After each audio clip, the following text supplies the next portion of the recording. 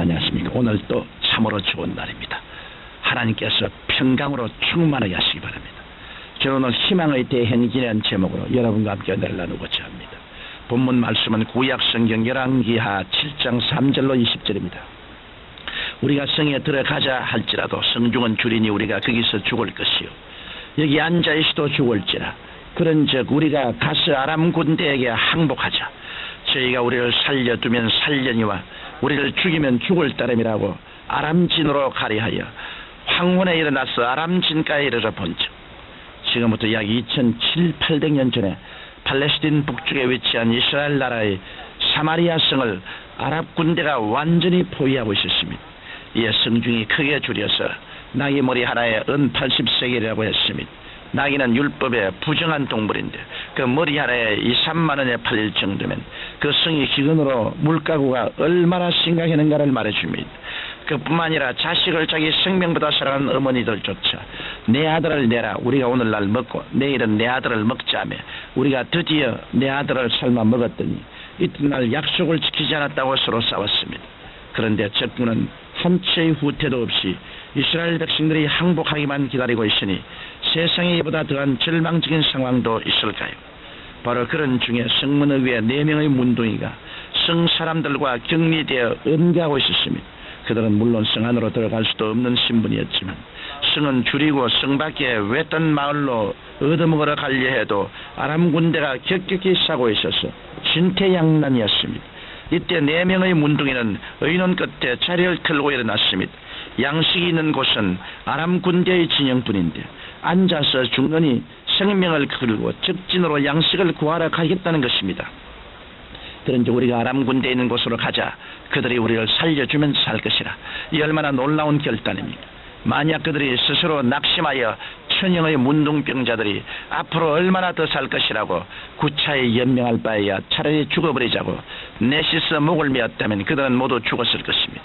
그러나 이들은 절대 절망의 상황 속에서 그 무서운 절망을 호흡하며 죽음을 맞이할 것이 아니라 죽든지 살든지 희망을 가지고 앞으로 나아가자고 결단을 내린 것입니다.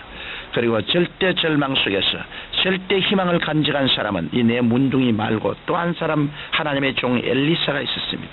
성경 열왕기하 7장 1절에서 성령의 감동으로 예언하기를 야훼께서 가라사대 내일 이맘때 사마리아 성문에서 고운 가루 한 서에 한 세겔을 하고 보리 2서에 한 세겔을 하리라고 했습니다. 그때 이스라엘의 한 장관은 엘리사의 말을 믿지 않고 오히려 조수하며 야훼께서 하늘에 창을 내신들 어찌 이 일이 있으려고 코웃음쳤습니다. 그러자 엘리야는 당신이 눈으로 볼 것이나 그것을 먹지는 못할 것이오라고 그에게 말했습니다. 똑같은 환경에서 왜 한 사람은 절망하고 다른 한 사람은 희망에 불탈 수 있었을까요? 우리는 수년 전에 16일 동안이나 탄광의 지하 갱도에 갇혀 있다가 구조받은 장창순이라는 한 광부를 기억합니다. 그가 땅속 깊은 갱 속에서 작업하다 굴이 무너져 고립되었을 때 그에게는 도시락 1개가 식량의 전부였습니다. 그러나 그는 자기가 반드시 구조받을 것이라는 희망을 버리지 않고 그 도시락을 조금씩 나눠 먹었습니다.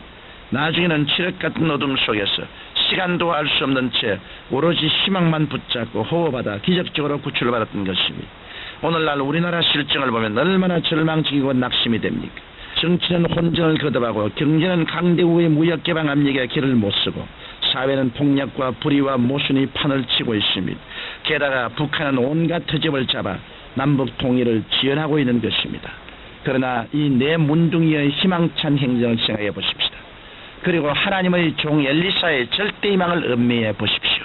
하늘은 스스로 돕는 자를 돕는다는 말처럼 우리가 마음의 희망을 버리지 아니한 한 환경이 우리를 무너뜨릴 수 없는 것입니다. 하나님의 약속은 아무에게나 이루어지지 않습니다. 하나님의 기적은 아무에게나 일어나는 것이 아닙니다. 하나님의 약속과 기적은 말씀을 믿고 희망을 버리지 않은 사람, 긍정적으로 앞만 보고 힘차게 전진해가는 사람에게 주어지는 하나님의 축복이요 선물인 것입니다. 내 문둥이가 일어나 아람 적진을 향해 걷기 시작해서 아람진에 도착하고 본즉 이상하게 그곳에 한 사람도 없었습니다. 오늘 본문인 열왕기하 7장 6절로 7절에 그 이유를 밝혀주고 있습니다. 이는 주께서 아람 군대로 병거 소리와 말소리와 큰 군대의 소리를 듣게 하셨으므로 아람 사람이 서로 말하기를 이스라엘 왕이 우리를 치리하여 햇사람의 왕들과 애국 왕들에게 값을 주고 저희로 우리에게 오게 하였다고 황혼에 일어나서 도망하되 그 장막과 말과 나귀를 버리고 신을 그대로 두고 목숨을 위하여 도망하였습니다. 보십시오. 하나님의 역사는 내 문둥이가 절대 절망을 딛고 일어나 희망찬 행진을 하기 시작한 때로 일어났던 것입니다. 내 문둥이가 걸어가는 소리가 마치 40만 대군의 행군 소리로 들렸으며 그 네 사람이 차고 있던 걸식용 빈 그릇들에 부딪히는 소리가 수많은 창금이 부딪히는 쇳소리가 그들 귀에 들린 것입니다. 마침내 아람 사람들은 이스라엘이 주변국들과 거대한 연합군을 결성해서 공격에 오는 줄로 착각하고 기급해서 모든 것을 버리고 도망쳤던 것입니다. 4명의 문둥이는 그곳에 쌓인 산더미 같은 음식을 배불리 먹고 그 먼 이복을 마음껏 취했습니다. 그러나 문득 정신을 차리고 서로 말하되 우리가 이 소식을 전하지 않고 만일 밝은 아침까지 기다리면 벌이 우리에게 미칠지니 이제 떠나 왕궁에 가서 고하자고 다시 사마리아 성으로 돌아간 것입니다. 우리는 이들의 행동을 통하여 큰 교훈을 깨닫게 됩니다. 그들은 나만 잘 먹고 잘 살면 그만이라고 하지 않았습니다. 4명의 문둥이는 평소에 자신들을 멸시천대했던 성한 사람들이었지만 그들이 절망 속에서 죽어갈 때 일부러 다시 성으로 되돌아와 그 기쁜 소식을 전해 주었던 것입니다. 4 문둥이들이 그 성에 도착하여 문지기에게 이 사실을 알리자 성은 발칵 뒤집혔습니다. 왕은 정탐꾼을 보내어 이 사실을 확인했습니다. 그러자 백성들은 먹을 것이 산적이 있는 성 밖으로 능할 것 없이 나가서 있는 대로 물건을 취해왔습니다. 이리하여 하나님을 믿고 담대히 희망을 선포한 엘리사의 말은 어김없이 이루어졌습니다. 그러나 엘리사의 절대 희망을 비웃던 그 장관은 왕의 명령을 받아 성문을 지키면서 풍부한 양식과 부화를 눈으로 보았을 뿐 흥분한 군중들 발에 짓밟혀 죽고 말았던 것입니다. 사랑하는 청취자 여러분, 그리스도의 절대 절망의 십자가가 절대 희망의 부활로 바뀐 것은 바로 저와 여러분을 살리기 위한 것입니다. 이러므로 여러분의 지금 형편이 어떠하든지 절대 희망을 버리지 마십시오. 가족이 질병 중에 누워있고 사업이 문을 닫거나 직장에서 밀려나고 떠나는 일이 좌절되었어도 여러분이 마음속에 절대 희망을 버리지 않은 한 하나님의 기적은 일어날 것입니다. 여러분이 어떠한 어려움과 절망적인 상황에 처해 있다 할지라도 오직 믿음으로 희망찬 행진을 하여 절대 희망의 기적을 체험하게 되시기를 예수님 이름으로 축원합니다. 거룩하신 아버지 하나님, 희망을 저버리지 않고 꿈을 저버리지 않고 목표를 향해 나아가는 자는 반드시 도달할 것입니다. 하나님이 복을 허락하여 주옵소서.